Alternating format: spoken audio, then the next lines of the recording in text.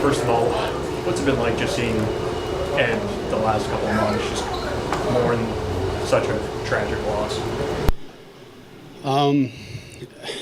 Yeah, I'm a parent, right? And ever since I found out the news, it's hard to. I mean, it's really hard to. I can't fathom what he's going through, and there's really not words to describe, or in those moments. And it's as a coach, as a father, it's my job to be what he needs from me right now, and that's loving him and giving him the privacy that he deserves, and whatever it looks like, no matter how someone might want to handle it, it's how he wants us to handle it and going through it. And look, he's not here right now because of an injury, and him dealing with that. This wasn't something, the reason why he's not here, but it's unfortunate the way that it came out, and I respect, a lot of you guys on the beat that might have known about it and, handled it. That's part of journalism as well, but I appreciate your guys' hearts and understanding the human element of it. But yeah, it's hard. It's hard when I see him, and I can't imagine it, and I haven't had the words since, and I don't really have the words, but all I can do is just be there for him with whatever way that he needs. Onto the football game. Yeah. What was your assessment of Kyle in the first half and how he operated the offense? Yeah, it's hard. Yeah, it's hard to switch like that, right? And that's part of it. And but that's also what comes with being the head coach is, you have to kind of compartmentalize and be what your team needs. And look, there was a lot of stuff going on before the game and handling it.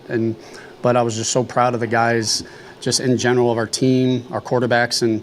Look, we've had rain since the first day of training camp, and we knew we were going to play in these type of conditions, and boom, a weather delay, and they come in, and it was like, hey, boys, we're going to start at 2:15, and they were like, cool, let's put the ball down and let us go. And so everything that we kind of embody and talk about, it was great to kind of see it in action.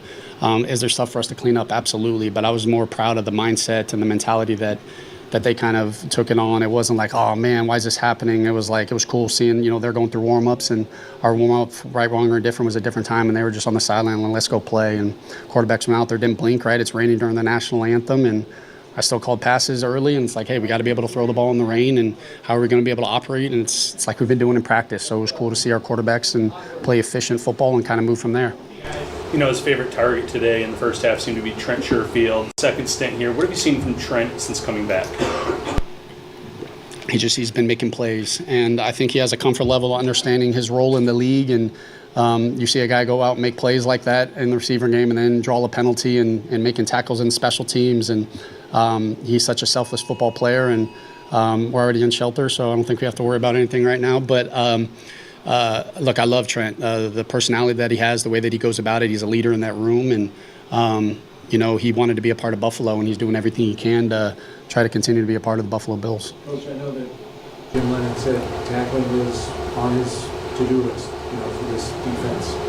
Tackling by your outside corners today in space, can you just comment on that? Because there weren't many that they missed. Yeah, it's hard for me to kind of get in depth with in general in the tackling, right, without watching the tape and just seeing it out there. But I mean, there's some runs that are naturally going to bounce to your corners, and if your corners aren't making tackles, it becomes a liability where teams are game planning and trying to get the fits to be able to bounce it out there. And it was good to see those guys fly around.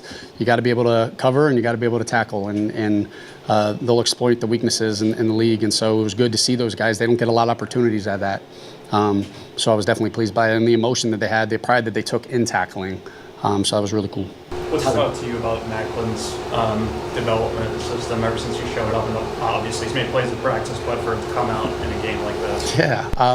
Well, he's a guy that battled injuries in OTAs, and you're undrafted and you're battling injuries in OTAs. You better hope that you show something early to be able to continue to stick around, right? You guys know how this league works, and he showed us a lot. And when he was able to, he took advantage of the time when he was off and stuck around in the off season, making sure that when his time was going to come, he was going to be ready. And he has a lot of fun playing football. He's very bright, can play a lot of positions, and it was good to see him. There was a lot going on in that play. It was like, is it a catch? Is it almost a fumble? Is it a drop? And then it's a touchdown, right? So we got the full experience right there, but a lot of fun seeing them celebrate. And it's really cool. You see the sideline, right? Like how they feel after he scores a touchdown, right? And those are things that I'm really proud of. Tyler missed from 45 last week, comes out here today and has a clean game, makes from, I think it was 52 yards. Just what do you make of Tyler sort of taking that next step this week and his continued sort of come back to the field? Yeah, right. He's got the right mentality.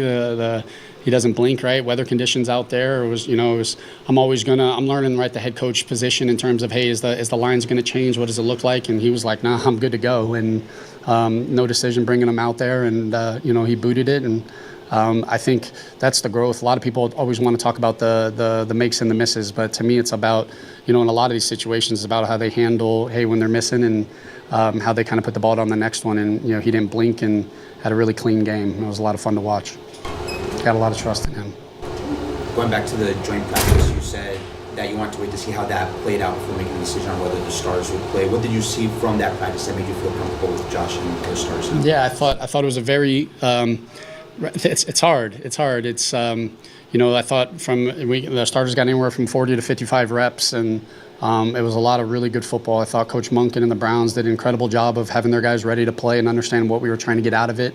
And I thought our guys came with the mentality of, hey, we're gonna talk a little bit, but it's not gonna get over the line, and it's gonna be clean football, and we're gonna be physical and fly around. And I thought it was a really clean practice, and the intensity was there, like both the physicality and the rates, the speeds that we were running. And I thought Josh was outstanding. I thought, it was really good to see him play real crisp football against another team, and it looked how it should look. And so I came away, was like, hey, this is what I wanted out of it. Obviously, some guys that played a lot of reps had to still go today. You can't kind of sit everybody, but was really pleased how the guys approached that joint practice. Good. Awesome. Thank you, guys.